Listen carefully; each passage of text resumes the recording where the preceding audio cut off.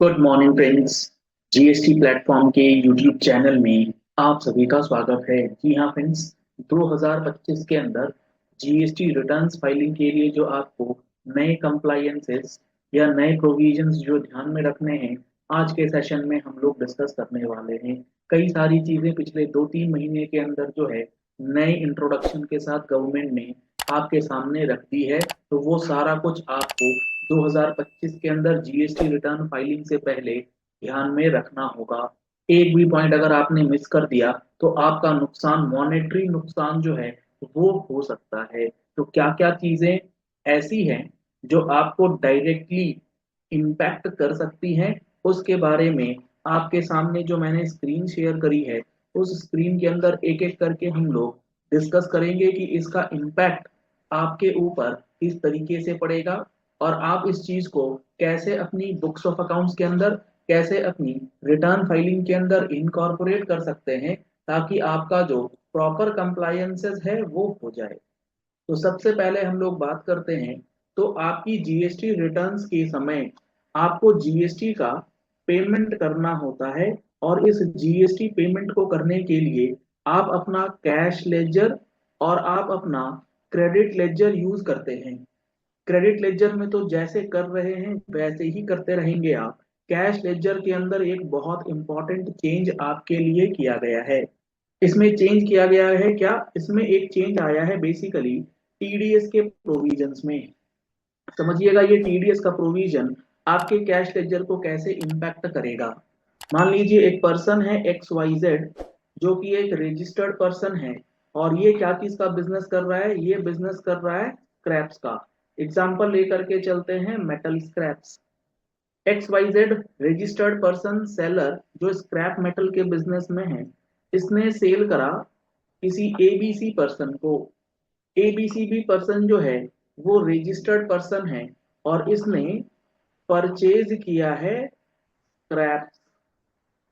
अब यहाँ पर अभी तक कोई भी प्रोविजन जो है ऐसा नहीं था जिससे आपके कैश लेजर, आपके मतलब टीडीएस यहाँ पर अब कटने वाला है। टीडीएस का अमाउंट जो है वो डिडक्ट किया जाएगा। मान लीजिए ये जो ट्रांजैक्शन करी गई है, ये करी गई है 5 लाख रुपए की। अब ये 5 लाख रुपए का जो ये ट्रांजैक्शन हुआ है, इसके अंदर क्या चीजें आपको ध्यान में रखनी है। अगर आप सेलर ऑफ स्क्रैप मेटल हैं, आपने अगर 2.5 लाख रुपए से ऊपर की स्क्रैप की बिलिंग करी है, 2.5 लाख रुपए से ऊपर का कॉन्ट्रैक्ट है फॉर मेटल स्क्रैप या फिर स्क्रैप, जो भी आपका 72 73 जो नोटिफिकेशन के अंदर आपको चैप्टर हेडिंग्स दिए गए हैं, चाहे वो 72 वाला हो, 73 हो, 74 75 76 77 78 79 80 81, यानी कि 72 से लेके 81 तक जो भी आपके मेटल स्क्रैप्स हैं, आपके जिस कैटेगरी के स्क्रैप्स भी हैं, फ्रॉम 72 टू 81, इसके लिए ये सारा प्रोविजन एप्लीकेबल है। अब इस प्रोविजन से आपके कैश लेजर में, यानी कि एक्स वाई जेड के कैश लेजर में क्या इंपैक्ट पड़ेगा? जो ये परचेजर है, जब ये आपको 5 लाख रुपए की पेमेंट करेगा, तो वो क्या करेगा ना, 5 लाख रुपए में से 5 लाख रुपए में से 2% का टीडीएस जो है वो डिडक्ट कर लेगा। 1% सीजीएसटी और 1% का एसजीएसटी, यानी कि 5,000 वो आपका जीएसटी का टीडीएस डिडक्ट करेगा। इससे पहले ये चीजें नहीं होती। और ये 5,000 जो सीजीएसटी एसजीएसटी डिडक्ट होगा, ये कहाँ चला जाएगा? ये आपके कैश लेजर में जाकर के ऐड हो जाएगा। और इस कैश लेजर को ऐड करने के लिए आपको क्या करना होगा? सेलर को, यानी कि एक्स वाई जेड को क्या करना होगा? इसे भरना होगा टीडीएस रिसीव्ड वाला एक नया फॉर्म। अगर आपने इस नए फॉर्म पे ध्यान नहीं दिया, तो आपका जो ये टीडीएस अमाउंट है 10,000 रुपए का, वो अनयूटिलाइज रह जाएगा, और आप जो अपनी जीएसटी की लाइबिलिटी भरेंगे उसमें इस 10,000 का बेनिफिट नहीं ले पाएंगे। तो रिटर्न फाइलिंग से पहले आप अपना टीडीएस रिसीव्ड वाला जो कॉलम है उसे चेक कर लीजिए कि कोई टीडीएस वगैरह तो हमारा नहीं कटा हुआ है। और अगर आपके ऊपर टीडीएस, आपके बिलिंग के ऊपर टीडीएस लगता है, सामने वाले ने जमा नहीं कराया है, तो इस पर्सन से कांटेक्ट करके टीडीएस की रिटर्न्स डलवाना भी आपके लिए बेहद जरूरी है। तो सबसे पहला जो डायरेक्ट इम्पैक्ट वाला चेंज है वो है आपके टीडीएस और उससे रिलेटेड कैश लेजर के अंदर जो अमाउंट रिफ्लेक्ट करना है वो। दूसरा, अगर हम लोग बात करें तो अभी सेलर और परचेजर दोनों रजिस्टर्ड पर्सन थे।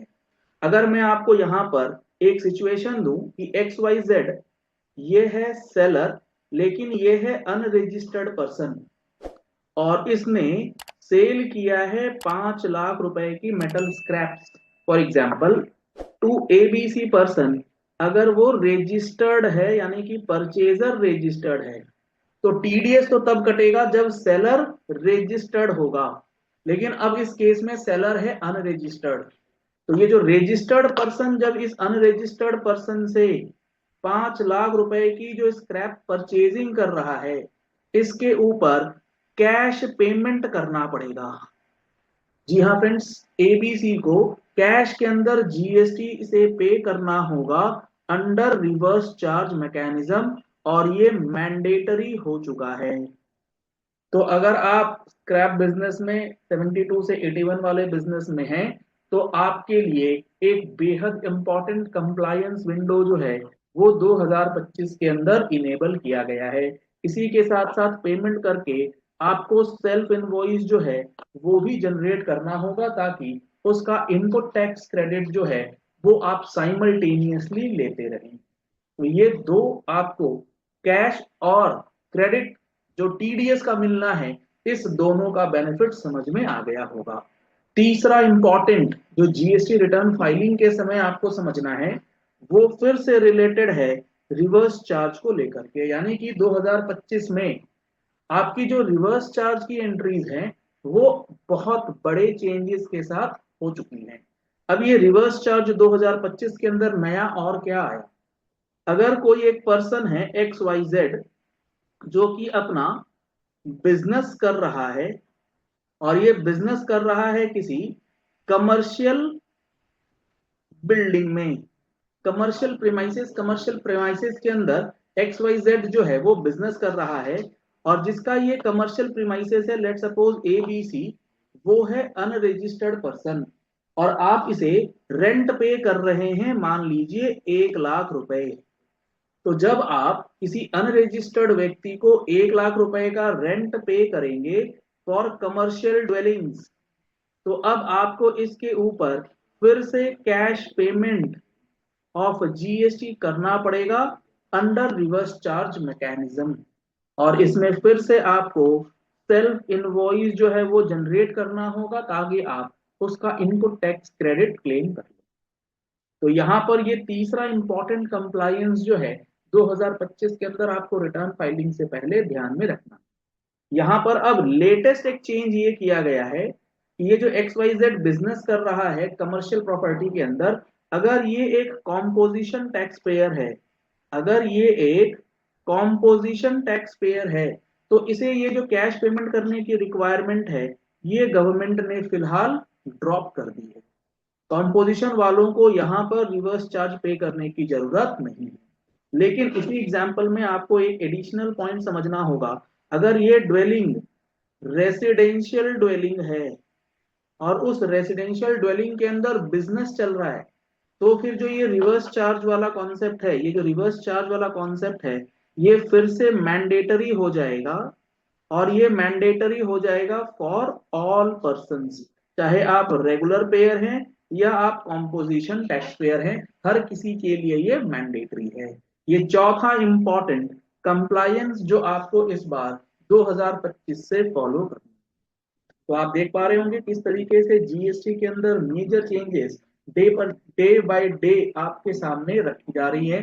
तो हर एक अपडेट के लिए, हर एक इंफॉर्मेशन के लिए आप हमारे यूट्यूब चैनल जीएसटी प्लेटफॉर्म के साथ जुड़े रहिए ताकि कोई भी इंपॉर्टेंट इंफॉर्मेशन आपसे मिस ना हो जाए और आप अपने कंप्लायंसेस को सही तरीके से कर लें।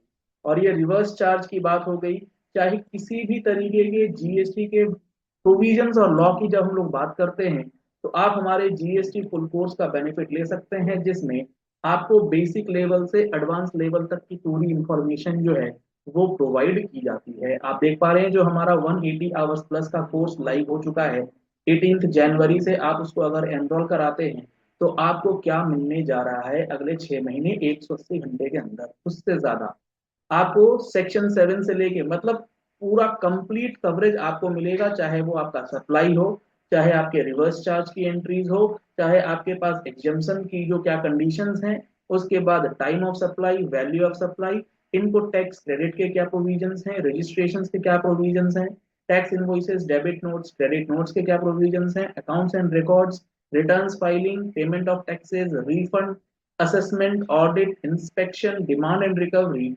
advance ruling, appeals, miscellaneous offences, penalties, each and every section along with rules and notifications जो है वो आपको इस क्लास में दिया जाएगा। अगर आप इन क्लासेस को ज्वाइन करना चाहते हैं तो आप हमारा मोबाइल एप्लीकेशन डाउनलोड कर सकते हैं, लिंक आपको वीडियो के डिस्क्रिप्शन बॉक्स में दिया गया है।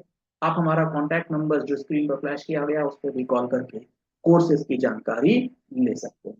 Thank you, have a nice day.